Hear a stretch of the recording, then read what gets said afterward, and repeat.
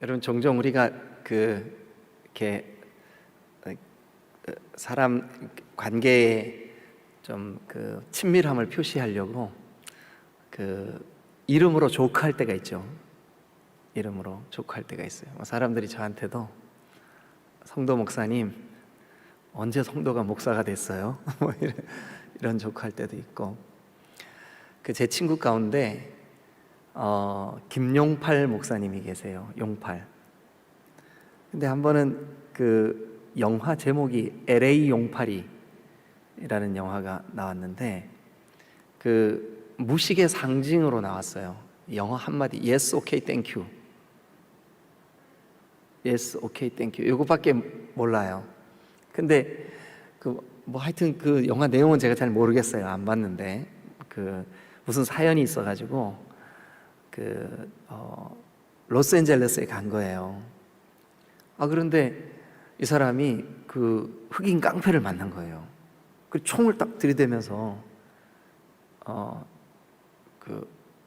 있는 거 다 내놔. 하여튼 그러니까 yes, okay, thank you. 막 이제 제가 뺏어가는 사람한테 이제 하여튼 그런 영화도 나오고, 또 용팔이 그러면 뭔가 이렇게 깍두기 느낌이 딱 있잖아요. 그래서 이 목사님이 이제 목회를 시작을 했는데 처음에 어른들이 교회를 안 나오고 학교에 애들만, 초등학교 아이들만 몇 애들이 교회 나왔어요. 그랬는데 이 녀석들이 교회를 처음 나와 보니까 목사님에 대한 호칭도 얘네들이 아직 잘 모르잖아요. 그래가지고 용팔이 목사님 이렇게 부른 거예요. 그래 이 목사님이 야, 이게 안 되겠다. 그래가지고 이제 개명을 했어요. 시청에 가서 이름 바꿀 수 있냐고 그랬더니 이름 바꿀 수 있다고. 그래서 제가 이 놀림을 많이 받는데 용팔이라는 이름을 요한이라고 바꾸면 좋겠다고. 그래서 지금은 김요한 목사님이에요. 근데 학교 다닐 때 그 느낌 때문에 야, 용팔아 오래간만이다 이렇게 얘기하면 내 이름 지금 용팔이 아니라니까 이제 이렇게 웃으면서 농담으로 이렇게 얘기를 해요. 여러분들은 혹시 그 이름 때문에 좀 별로 안 좋은 그런 일들이 있으신 분들도 계시죠? 네, 이름 제가 바꿔드릴 테니까 이름 안 좋으신 분들은 저한테 오세요. 네, 그래서 제가 이름 바꿔드릴게요. 성경에도 하나님께서 그의 신앙의 변화, 혹은 좀 뭔가 하나님께서 기대하시는 어떤 순간에 이름을 바꾸시는, 왜 그러냐면 이 히브리인들이요, 이스라엘 백성들이 셈족입니다. 셈족. 이 셈이라고 하는 말이 이름이라는 뜻이에요. 그러니까 아마 그냥 셈족이라는 느낌 자체로 볼 때 이름을 소중히 여기는 그런 사람들인 것 같아요. 그러니까 아브람, 자기 집안, 가족, 가족의 아비라는 뜻이잖아요. 아브, 이게 아버지라는 뜻이거든요. 아브. 근데 하나님께서 야야, 너 이름 바꿔라. 예, 하나님 뭐라고 바꿀까요? 아버지, 라함, 이거는 열국, 온 세상, 열방 이런 뜻이에요. 그러니까 열방의 아비로 이름 바꿔라. 야야, 너 그 이름으로는 안 되겠다. 야곱아, 너 이름 바꾸자. 뭐라고 바꿔요? 이스라엘로 바꾸자. 이스라엘로. 네? 야곱은 기회를 잡은 자, 뒤꿈치를 붙든 자, 이런 뜻이에요. 그러니까 그 이름의 느낌이 뭐냐 하면 아주 약삭 빠르고 기회주의자 같은 느낌이에요. 야곱. 그런데 이스라엘로 바꾸자. 이스라엘로 바꾸자. 엘, 이거는 하나님이라는 뜻이거든요. 근데 하나님과 싸웠다. 근데 이제 그냥 말 그대로 하나님과 싸웠다 이런 뜻이라기보다는 하나님께 간구했다 이런 의미로 이스라엘로 이렇게 바꾸잖아요, 그죠? 시몬도 그래. 시몬, 너 시몬이라고 하지 말고 반석이라 그러자. 게바, 아람말로 게바, 헬라말로는 페트로스, 베드로, 베드로로 바꾸자. 그 이름을 그렇게 하나님께서 이렇게 바꾸신다고요. 근데 여러분들도 영적으로 내 이름이 아무 의미 없는 어떤 이름이라고 여러분들이 여겨지시면 거기다 의미를 부여하세요. 뭐 예를 들어서 어떤 예가 있을까요? 지금 얼른 생각은 안 나지만 하여튼 여러분 이름 자체를 뜯어 고친다기보다는 의미를 여러분들이 부여하세요. 영적인 의미를. 그러면 그 여러분들의 이름이 새로워질 줄로 믿습니다. 오늘 참 이름이 독특한 한 사람 여러분들에게 소개하려고 그래요. 오늘 이 유다서, 그러니까 유다 자손들의 족보 4장, 자 4장 1절 보세요. 유다의 아들들은 베레스와 헤스론과 갈미와 홀과 소발이라. 근데 그 유다의 자손이 엊그제도 유다의 자손들 이야기였었죠. 지금 우리가 계속해서 유다의 자손들 보고 있죠. 2장 한번 가보세요. 2장 1절. 이스라엘의 아들은 이러하니 12지파, 그죠? 근데 그 12지파 가운데 12명의 아들 가운데 누구의 이름을 3절에 보니까 거론하고 있어요? 유다, 그죠? 그래서 이제 유다의 자손. 왜 유다의 자손을 이렇게 뽑아서 택해서 이렇게 거론을 하고 있을까요? 그 유다의 자손에게서 다윗이 나와요. 근데 왜 다윗이 그렇게 강조될까요? 그 다윗에게서 우리의 구세주이신 메시아가 오세요. 구주 예수 그리스도가 오신다고요. 그래서 이 성경이 여러분 그런 의도적인 그 족보의 거론이에요.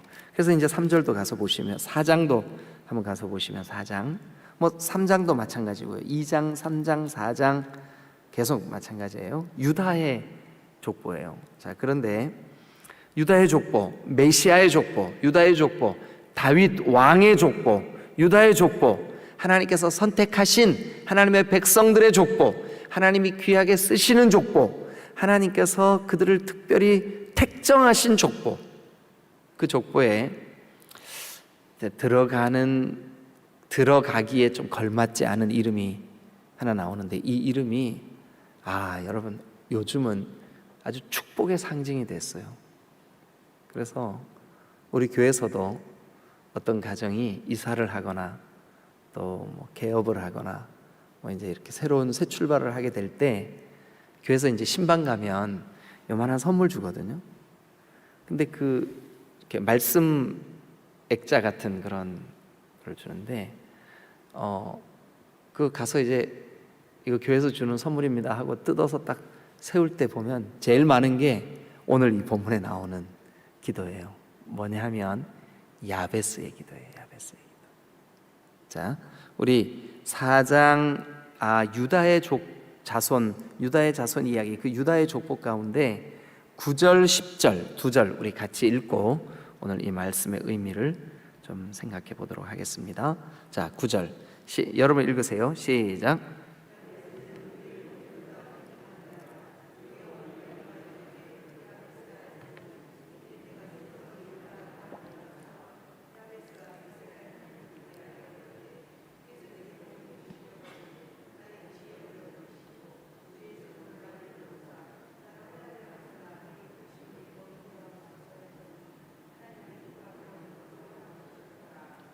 제가 언제 기회가 되면 이제 새벽 시간에 여러분들에게 오늘 이거 설교하지만 주일 낮 예배 때도 한번 할게요. 왜 그러냐 하면 새벽 시간에 좀 이렇게 몽롱해서 새벽에 들은 말씀을 금방 잊어버리는 경향이 조금 있어요. 그래서 나중에 기회가 되면 낮 예배 때도 한번 할게요. 근데 오늘은 간단하게, 또 새벽 시간은 시간이 좀 짧아요. 그래서 여러분들은 그냥 여러분 집에도 혹시 이 기도 있죠? 이 기도 집에 이렇게 있는 분들 한번 손 한번 잠깐 들어봐 주세요. 높이 다른 분들도 보게. 있어요? 꽤 여러 분 계시죠, 그죠? 자, 근데 그 기도의 의미를 한번 좀 생각해 보셨어요? 그냥 그 문구가 좋아서 내 지역을 넓혀주시고 주의 손으로 나를 도와주시고 환난에서 벗어나게 하시고 근심이 없게 해주세요. 근데 그가 구한 것을 하나님이 다 들어주셨다. 그냥 그 문장 그 자체로 볼 때 참 좋잖아요, 그죠? 예. 그래서 걸어 놓으셨어요? 아니면 이 말씀을 묵상할 때마다 여러분들에게 크게 은혜가 되세요? 자, 일단 9절에 보면 야베스는 야베스 동그라미 치세요. 원래 발음은 우리 성경에 야베스 그렇게 돼 있지만 그러니까 치옷하고 시옷하고 중간 발음이에요. 야베츠 이렇게 발음해요. 그런데 이 야베츠라고 하는 말의 뜻이 뭐냐 하면 고통이라는 뜻이에요. 고통. 엄마가 아들 이름을 지었어요. 근데 이렇게 짓는 사람 있나요? 고통아. 아들 이름을 불러. 고통아. 여러분, 제가 좀 이렇게 속되게 얘기를 해서 죄송해요. 근데 어떨 때 강단에서 가끔씩 이 속된 얘기가 여러분 기억 속에 오래 남는 경우도 있어서 어떨 때 여러분들에게 양해를 구하고 제가 이제 이렇게 속된 말을 쓰기도 하고 하는데 여러분들이 좀 용납해 주세요. 예, 그쵸?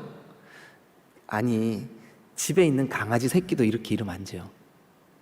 여러분 이뻐하는 강아지한테 고통아, 오요요요 고통아 이렇게 이름 짓는 사람 있어요, 없어요? 없어요. 대답도 좀 해주시지. 좀 졸리더라도. 야베츠 고통이란 뜻이에요. 근데 고통이라고 하는 이름을 짓게 된 이유가 거기 나와요, 9절에. 왜 고통이라고 지었을까요? 야베츠는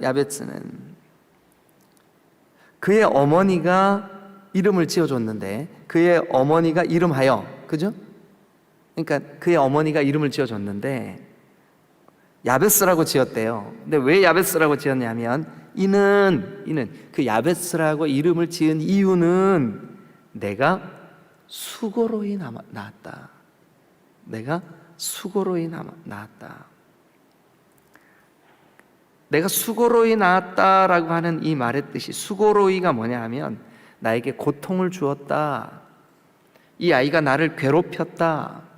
이 아이로 인해서 내가 슬픔에 잠기게 되었다는 뜻이에요. 슬픔에 잠기게 되었다. 이 아이 때문에 내가 이 아이로 인하여 슬픔에 잠기게 되었다. 이 아이로 인하여 내가 괴로움을 겪었다. 그런 뜻이에요. 이제 거기까지만 9절만 볼 때 우리가 몇 가지 가능성이 있을 수 있죠. 예를 들면 이런 거겠죠. 얘를 낳을 때 아주 막 난산이었어. 너무너무 고통을 받았어. 그래 거의 이 산모가, 어머니가 죽음 직전까지 갔다 왔어. 여러분들 중에도 그런 분들 계세요? 내가 너 낳을 때 18시간을 산고를 겪었어. 그런 분들 계세요? 아니, 제 친구 목사 중에 아들을 낳았는데 이름이 근찬이에요. 근데 지금도 제가 기억해요. 얼마나 그 사모님이 고통을 당했냐 하면 병원에 가서 막 너무너무 아파서 견딜 수 없는 그 시간이 20시간을 진통을 했어요. 그런데 안 나왔어. 그래서 결국은 수술했어요. 20시간 막 진통 다 겪고.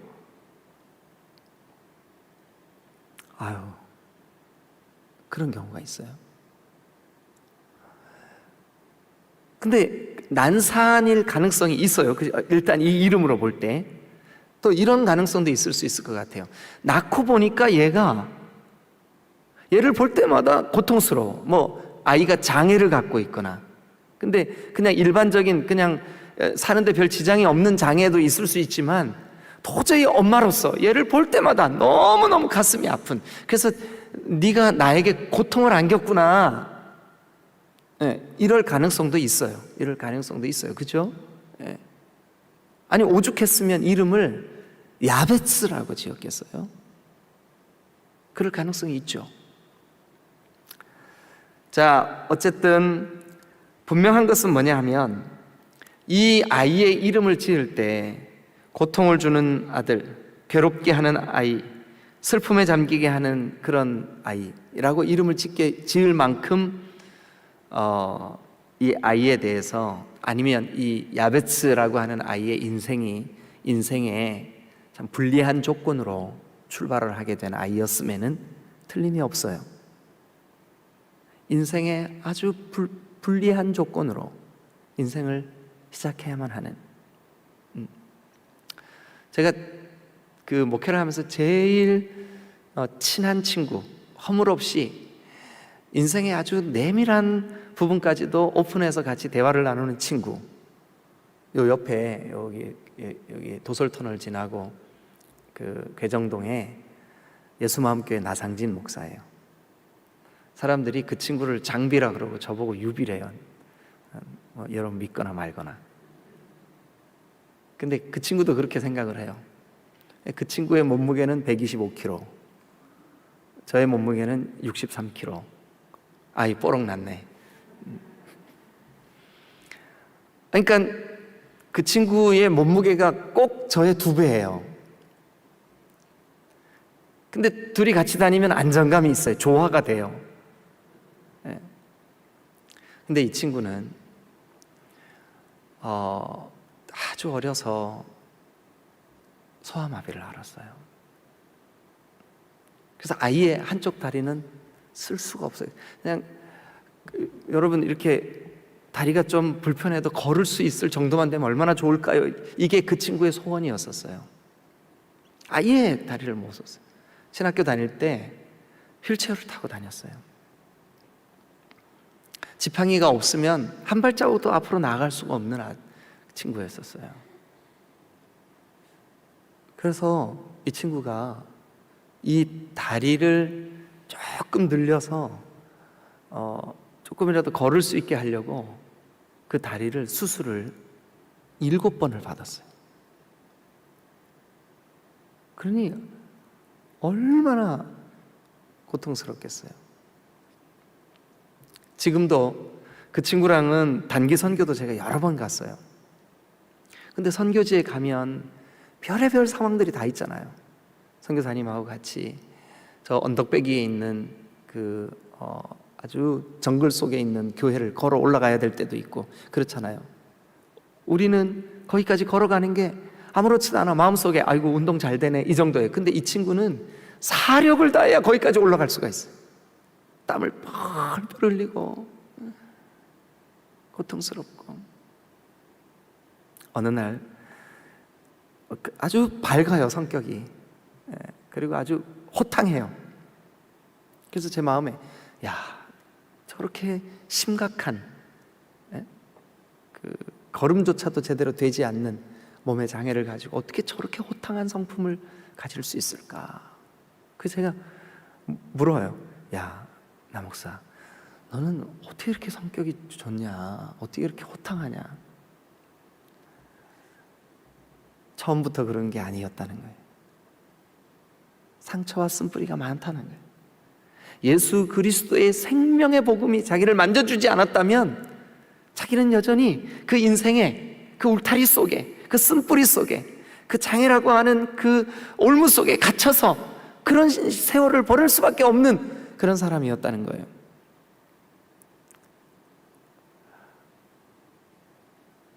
그래서 자기가 겪었던 그 상처, 아픔 이야기를 가끔씩 할 때는 저도 여기가 좀 점이 올 때가 있더라고요. 어쨌든 자, 그런데 이 사람이 어떻게 되냐 하면, 여기 보니까 9장 아니, 구절을 여러분 좀 자세히 한번 다시 살피자고요. 야베츠, 그 이름까지만 딱 보면 어때요? 고통, 슬픔, 아픔을 주는 그런 그 이름이고 그런 느낌이고 그런 상황이에요. 그런데 그 뒤에 표현이 이렇게 돼 있어요. 그의 형제보다 뭐한 자래요? 귀중한 자예요. 여기 그의 형제보다 귀중한 자, 이것이 지난번 번역 성경 개역 성경에는 존귀한 자다 이렇게 번역을 돼 있어요. 아니, 이름으로 봐서는 고통을 주는 자인데, 상처를 주는 자인데, 아픔을 주는 자인데, 그가 형제들보다 아주 귀중한 자가 됐다는 거예요. 어느 정도로 귀한 자가 됐나 한번 보시자고요. 자, 이게 이제 족보 이야기니까 우리의 선조들 가운데 야베스라고 하는 이름을 가진 사람이 있었습니다. 그는 형제보다 존귀한 자였습니다. 그래서 그 후대에 그 이름이 어느 정도로 그 이스라엘 백성들에게 또 유다 지파에게 존귀한 자로 여겨지나 한번 보시자고요. 2장 55절을 한번 가보세요. 2장 55절 여러분 읽어주세요. 자, 시작.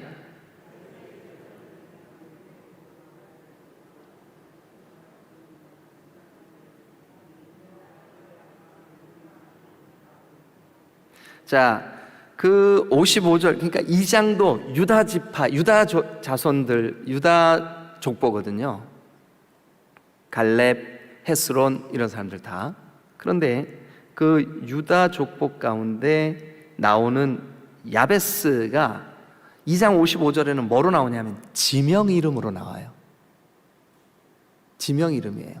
근데 야베스에 살던, 그러니까 야베스라고 하는 도시에 살던 서기관 종족, 이 서기관은 이스라엘 백성들 가운데 가장 존귀한 그룹이에요. 그래서 이 사람들만 성경을 필사할 수 있었어요. 이 사람들에게는 독특한 자격이 주어졌어요. 이 사람들에게는 하나님의 말씀을 보존하고 하나님의 말씀을 연구하고 하나님의 말씀을 필사해서 백성들에게 나누어지고 가르치고, 그러니까 오늘날로 말하면 목회를 전문적으로 하는, 아니면 신학 연구를 전문적으로 하는 사람들이 모여 사는 곳, 야베스예요. 그럼 다시 이제 4장으로 한번 가보시죠. 야베스는 그 이름이 고통, 아픔, 슬픔, 그런데 존귀한 자, 귀중한 자, 그가 태어날 때 어머니에게 아픔을 줬든지, 그가 몸에 장애가 있어서 주변 사람들을 안타깝게 하든지, 그가 인생의 어떤 고통의 문제, 어떤 악조건, 그런 것들로 인해서 이름을 야베스라고 지을 수밖에 없었던 그런 존재라 할지라도 결과적으로 볼 때 그는 형제에게 귀중한 자가 되었다는 거예요. 귀중한 자가 되었다는 거예요. 뭐로 그가 귀중한 자가 되었을까요? 그 고통이라고 하는 이름을 가진 그 사람이 뭐로 귀중한 자가 되었을까요? 자, 10절. 야베스가 이스라엘 하나님께 아뢰어 이르되, 만약에 이 본문을, 여기 지금 10절 야베스가 이스라엘 하나님께 아뢰어 이르되를 원문의 느낌, 뉘앙스를 그대로 살리는 번역을 다시 한다 그러면 이렇게 하는 게 훨씬 원문과 가까워요. 야베스가 이스라엘의 하나님께 부르짖어 이르되가 훨씬 더 뉘앙스에 가까워요. 왜 그러냐 하면 아뢰어라고 하는 말이 히브리 말 카라, 이게 부르짖다, 간청하다, 카라, 부르짖다. 그러니까 부르짖었어요. 하나님께 부르짖었어요. 야베스가 하나님, 내 인생은 왜 이래야 돼요? 나 왜 이렇게 고통스러워요? 나 이렇게 왜 악조건이에요? 나는 왜 이렇게 그 연약함이 많아요? 나는 왜 이래요? 하나님! 이랬다는 거예요. 예, 원어대로 하면 그랬다는 거예요.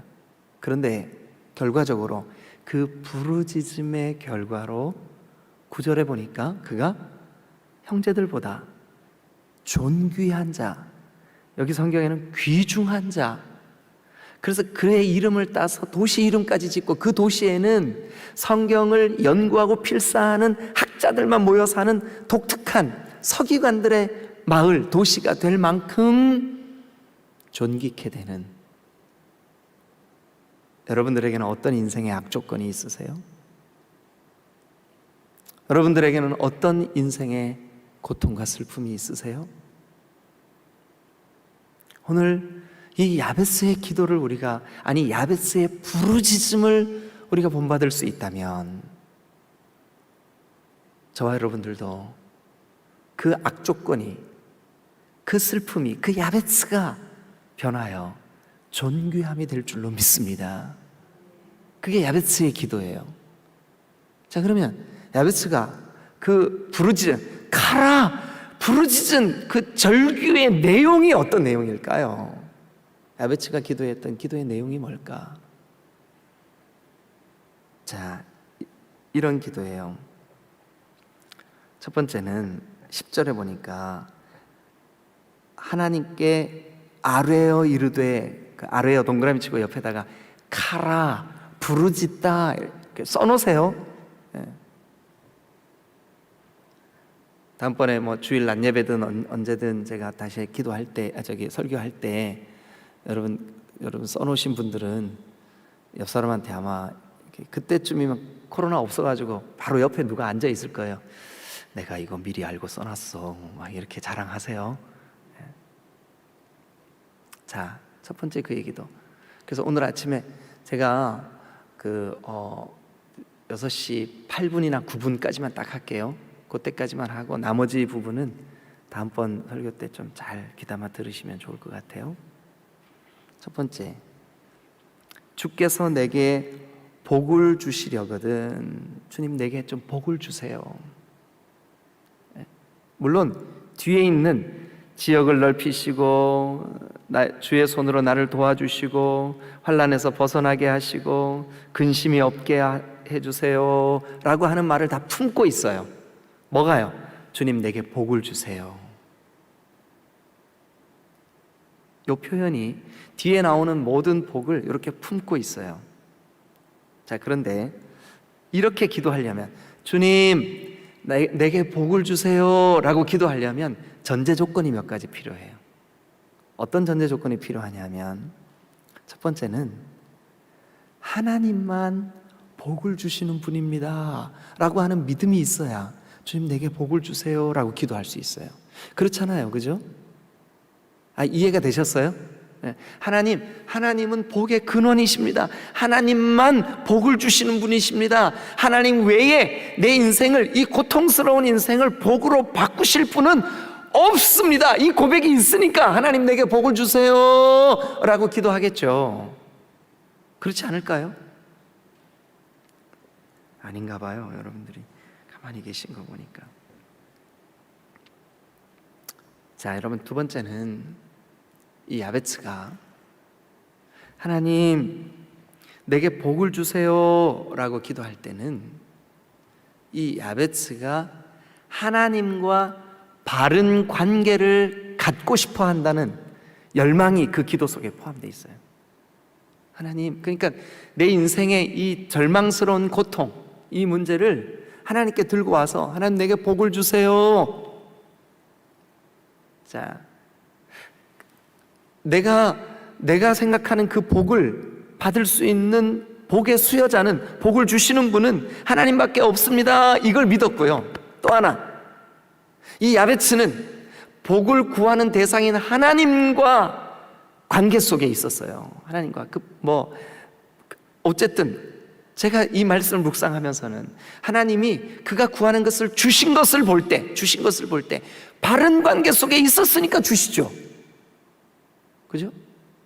그러니까 하나님 내게 복을 주세요 라고 하는 기도를 놓고 볼 때, 이 사람이 그 기도를 응답받은 것을 놓고 볼 때 이 사람 하나님과 바른 관계 속에 있었구나. 하나님이 복의 근원이라고 믿었어요. 하나님과 바른 관계 속에 있었어요. 그 다음에 세 번째,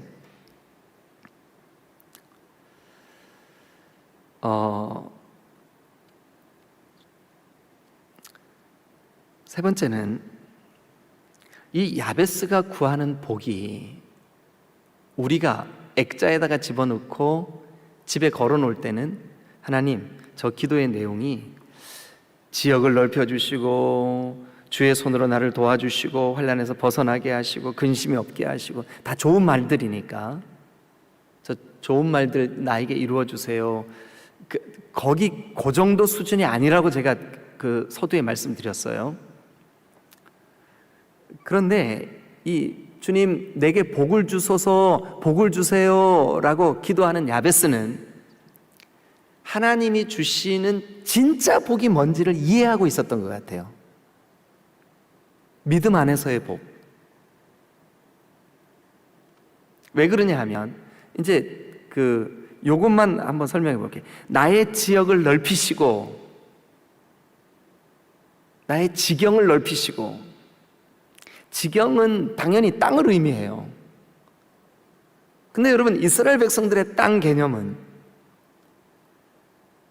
가나안에 들어가 가지고 각 지파별로, 각 가문별로 이거 하나님께서 이렇게 분배해 주셨잖아요. 그래 가지고 7년이 지나면, 그러니까 6년이 지나고 7년째 그 땅을 어떻게 해야 돼요? 특별히 희년 때가 되면, 50년이 되면 뭐 정확하게 우리 집, 우리 가정이 받은 땅 외에는 다 원래 주인에게 다 돌려줘야 되잖아요. 그러니까 지경을 넓혀 땅 많이 주세요, 이 기도가 의미가 있어요, 없어요? 그러니까 우리가 생각하는 것처럼 저 땅값 비싼 저 둔산동에 500평 주세요, 이런 개념일까요? 그거 아니라고요. 그 복을 구한 게 아니라고요. 그렇게 인간적이고 세속적인 물질의 복을 구한 게 아니에요. 비록 자기는 고통이라는 이름을 가지고 그 한계 지워진 고통 속에 살고 있지만, 하나님, 내 지경이 좀 넓어지게 해주세요, 이 말은 나의 영향력이 넓어지게 해주세요, 이런 뜻 아닐까요? 하나님, 내게 복을 주세요. 그 복이 내가 이 운명적으로 슬픔을 안고 사는 그런 존재, 거기서 끝나게 하지 마시고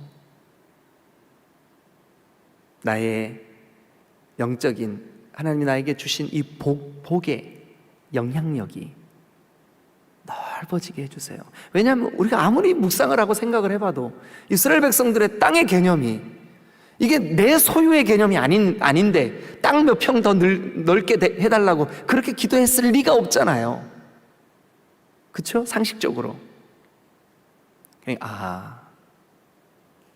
나의 이 영향력의 지경, 저는 우리 딤돌 교회가 세계 열방에 영향을 끼치는, 대전뿐만 아니라 아주 선한 영향을 끼치는, 누군가를 돕고 누군가에게 하나님의 영광을 드러내는 그런 지경이 넓어지는 교회가 되면 참 좋겠어요.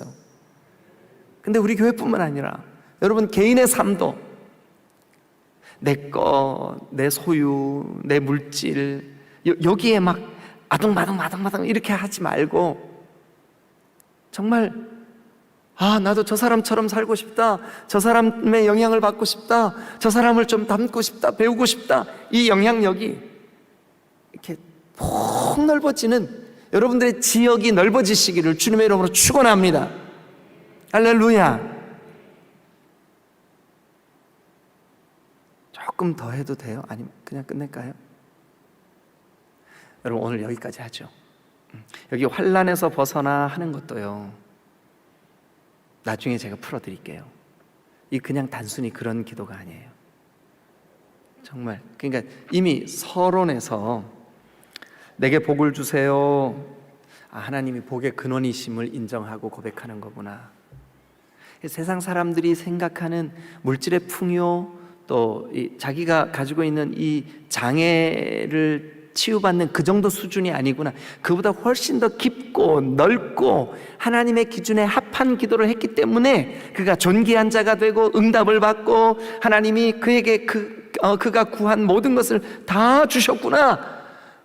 여러분, 이렇게 생각을 하셔야 돼요. 그리고 여러분들도 한번 그 개념을 가지고 묵상을 한번 해보세요. 이 구절을. 그리고 다음에 제가 기회 있을 때 다시 한번 설교하겠습니다. 오늘 아침 여기까지만 하겠습니다. 여러분, 우리 인생은 어떻게 보면 다 야벳습니다.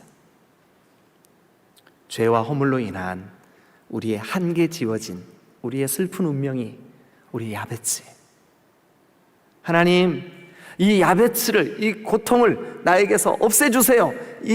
내 속에 있는 이 야베츠를, 내가 야베츠인데 이 야베츠를 없애주세요. 그러니까 야베츠를 없애달라고 야베츠의 그 기도 제목을 들고 와서 야베츠 때문에 기도했어요. 근데 그 야베츠를 없애주시고 하나님이 야베츠를 새롭게 재해석해 주셨어요. 여러분들의 인생도 하나님께서 지금 나에게 오늘 닥친 이 고통이, 하나님께서 하나님 이 고통을 없애주세요 라고 기도할 때 여러분들의 인생이 재해석되시기를 주님의 이름으로 축원합니다. 할렐루야.